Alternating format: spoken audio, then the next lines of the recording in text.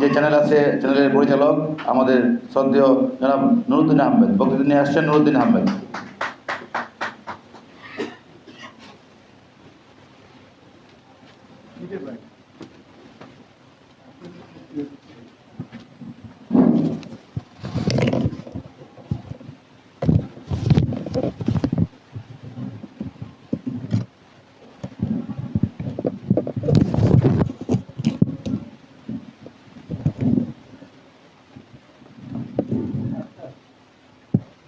বিসমিল্লাহির রহমানির রহিম।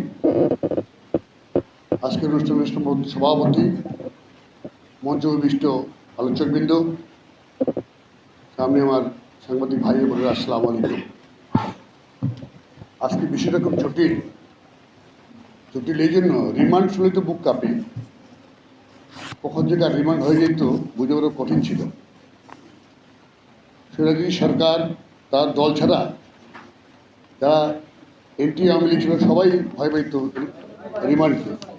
আসলে আমরা সবাই রিমান্ডেই ছিলাম, কোনো না কোনোভাবেই পরিবারের কেউ না কেউ রিমান্ডেই থাকতো, অস্থির থাকতো। এই যে রিমান্ডে নিয়ে যাচ্ছে, কোথায় নিয়ে যাচ্ছে খবর নাই। আবার দেখছেন যে আয়নাঘরের অবস্থা, বিভিন্ন সময়ে পত্রিকায় মিডিয়াতে আসতেছে আয়নাঘরের অবস্থা কী ছিল, কীভাবে নির্যাতন করতো। যাই হোক, আজকের এই অনুষ্ঠানে আসলে আমার আগে এক বক্তা বলে গেছেন বক্তৃতা দেওয়ার কিছু নাই, কিন্তু কিছু কিছু জিনিস আমি দেখলাম। যেমন একটা ছবি প্রদর্শনী হলো, আমরা তো 5 মিনিট দেখেছি, পুরোনো দেখার তো সৌভাগ্য আমাদের হয়নি। এই 5 মিনিটে আমি যা দেখলাম তাতে মনে হয় না যে ছবিটা কোনো খারাপ কিছু করেছে অথবা সরকারের বিরুদ্ধে কিছু করেছে। আমার মনে হয় নাই, জানি না আপনাদের কি মনে হয়েছে, মঞ্চে যারা আছেন তারা বলবেন।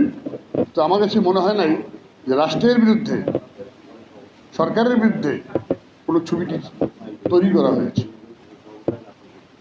ছবিতে স্বৈরাচারের নাম নেয়নি, নামটা নেওয়া উচিত ছিল। তাহলে এই কুখ্যাত নাম সবার জানা উচিত।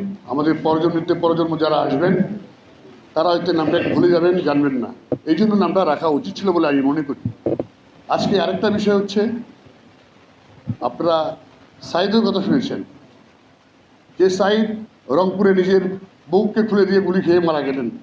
এটা একমাত্র প্রথমই করেছিল এনটিভি প্রথম ধারণ করে এটা। আমি আমার এনটিভির প্রতিনিধি যারা রংপুরে আছেন তাদেরকে ধন্যবাদ জানাই যে সাহসের সাথে তারা এই ছবিটি তুলেছে। ওখানে কোনো ক্যামেরাম্যান ছিল, যেভাবে গুলি হচ্ছিল, টিয়ার গ্যাস ছেল মারতেছিল, ওদের দাঁড়ানো খুব কঠিন ছিল। যাই হোক, সব কিছু আল্লাহর ইচ্ছা।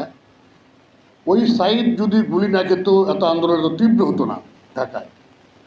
এরকম অনেক সাইডই মারা গেছে। যে সকল বন্ধুরা, যে সকল ছাত্র ভাইয়েরা যেন তারা গুলিতে নিহত হয়েছেন, আমি তাদের আত্মার মাগফিরাত কামনা করছি এবং সরকারের অনুরোধ করব, এই ছবিটি যদি সরকারের বিরুদ্ধে না গিয়ে থাকে, আমার অনুরোধ এটা ছাড়তে দেওয়া হোক। কারণ আমি মনে করি জন্মের পর জন্মে যারা আসবেন তাদের জানার দরকার আছে। সরকারও আমি মনে করি তারাও আপনার ছবি বানাতে পারেন, অসুবিধা নেই, কিন্তু যারা বাইরের থেকে করতেছে তাদের সুযোগ দেওয়া উচিত। আমি জানি না কেন এটা হয়েছে। এখনও তো ওই স্বৈরাচারের প্রেতাত্মারা বিভিন্ন জায়গায় রয়ে গেছে, যায়নি। বিভিন্ন জায়গায় দেখবেন প্রেতাত্মারা ঘুরছে। এই স্বৈরাচারের প্রেতাত্মারা এরাই এত আসলে ডিস্টার্ব করছে সব জায়গায়। কীভাবে এই সরকারকে, কীভাবে দেশকে অচল করা যায়, এটা আমার মনে হচ্ছে। আমি জানি না আপনারা কী বলবেন, আমার আলোচক কিন্তু যারা আছেন তারা কি বলবেন। তা আমার কাছে এটি মনে হচ্ছে। আর এই ছবিটিতে গানটা একটু ভালো হওয়া দরকার ছিল। পুরো ছবিটা আমরা দেখতে পারি না, ছবিটা পুরোটা দেখতে পারলে মানে আরও ভালো হতো। কারণ ছবিটা পুরোটা দেখাই উচিত ছিল বলে আমি মনে করি। যা দেখেছি তাতে বোঝা গেল যে, আমি যা বুঝলাম, সরকারের বিরুদ্ধে এখানে কিছু করা হয়নি, দেশের স্বার্থে যা ঘটেছে তাই দিয়েছে। এবং ওরা আরেকটা জিনিস করেছে, কারণ নাম নেয়নি, স্বৈরাচারের নাম নেয়নি। তারপরে যদি অবস্থা, আমি জানি না কার কালো হাতে এটা বন্ধ হয়েছে। আমার তো মনে হয় সেই স্বৈরাচারের প্রেতাত্মারা যারা রয়ে গেছে তারাই এটা বন্ধ করছে। আপনাদের সবাইকে ধন্যবাদ।